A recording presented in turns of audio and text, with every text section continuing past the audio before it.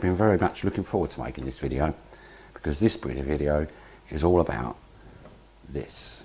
Now this is a Vaillant VCW VC boiler, manufactured or went into manufacturing process or production in 1988, which means the boiler's getting on for nearly 28 years old, and there are thousands of these boilers still out there, perfectly functioning, and everyone's very happy with the performance.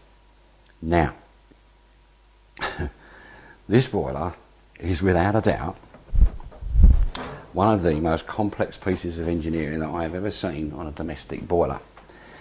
It is quite scary to the, especially to the uninitiated.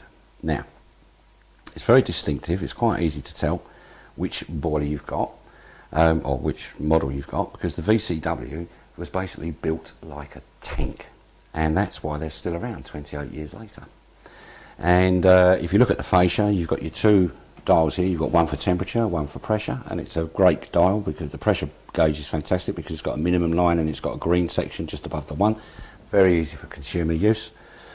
You've got your two rocker switches here. You might have a single rocker switch if it's a VC. A VCW will have two for hot water and heating demand.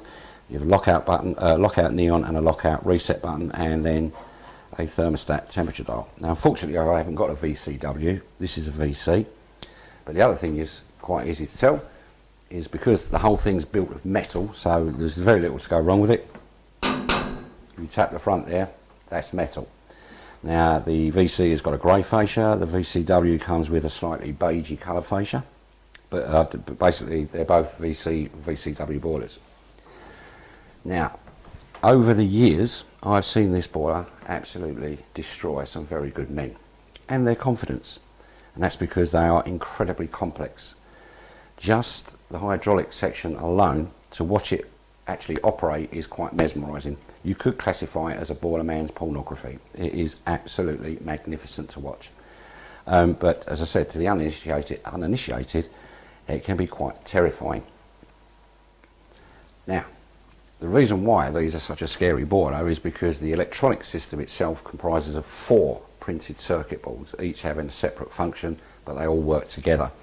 And then you've got the hydraulic section again, which is extremely complex, comprising of servos, servo tubes, hydraulic diverter valves, water section valves, pistons, PD switches, it just goes on and on and on. Now it's taken me probably the best part of 10 to 15 years to really get my head around this boiler and be comfortable with it, and even so you still need to give this boiler a huge amount of respect when you walk in the kitchen and see it looking at you from the wall, and that's because if you're not careful it will totally and absolutely humiliate you, so be warned. Now it's taken me 10-15 years to really get the hang of it. I've got a couple of colleagues that also work for Vaillant over the years, and so we're reasonably competent and confident in working on them, but even so, as I said, we still give them a huge amount of respect. Now this type of boiler, if you don't know what you're doing with it, or if you're a consumer and you own one of these boilers, for God's sake be careful who you unleash on it, because guesswork on this boiler is extremely expensive because there are so many components that may need changing or could be changed. Even in comparison to something like this, the Ecotech more modern condensing boiler, this makes very short change of this. Even though this is state-of-the-art technology, this, believe it or not, was so ahead of its time. The efficiency differences between the two are virtually non-distinguishable. Fantastic bit of kit, ultra reliable, which is unbelievable considering the amount of technology and engineering that's gone into manufacturing and the processes involved.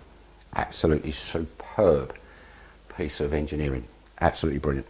However, from a consumer's perspective, this is where you're going to have the biggest problem, is that when you call someone in, if you have a problem with your VC or VCW, the most likely thing that people are going to say to you is when they see it, they'll probably take the front cover off, they'll probably look inside, poke around a bit for 45 minutes, and then you'll get things like, oh well, it's too old mate, it's not worth repairing, or parts aren't available for that boiler anymore, it's so old, it's not worth it.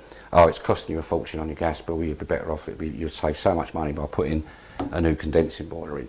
Well, if you get any of that, it's complete and utter rubbish. Or you maybe find someone who's brave enough to actually attempt to tackle the boiler and try and repair it, in which case you could end up spending hundreds of pounds on parts that you don't necessarily need. Now that is particularly aimed at I don't know if you know the song Me and Mrs Jones. Well, my Mrs Jones is a lady called Angel, who lives in Catford, who has a beautiful VCW that I recently ran out to repair, and she was told the same thing, exact same scenario, spare parts spent, boiler not fixed. So it's a bit of a false economy. So your problem from a consumer's perspective isn't going to be either obtaining the parts or anything really. What your biggest problem is going to be is finding someone who actually knows how the boiler works, and then finding someone who actually knows how to diagnose and rectify the problems with it. Because all the parts for this boiler, well, all the working parts, not cosmetic, but all the working parts for this boiler are still readily available, and if you can't get them on the same day, you can definitely get them within 24 hours. And the parts actually are quite reasonably priced. The only time you've really got to take into consideration changing the boiler is if water leaks are these particular boilers' worst enemy, because they don't get treated or addressed when they're there, and because the boiler's all made of metal, they corrode, and then that can do a lot of damage long term, and then you might end up with requiring, or you might end up having to spend lots of money on lots of parts because they've all been damaged. So if you're getting bills or quotations of sort of £500–600 to repair the boiler, then you've got to really seriously think twice, because you can go and buy an Ideal Logic for what, 650 quid, you know. So you've got to weigh it up.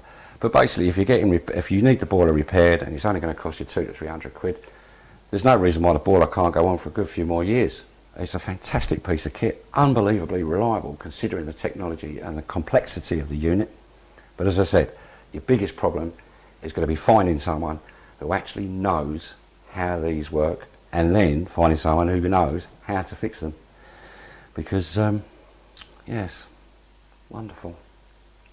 Love it.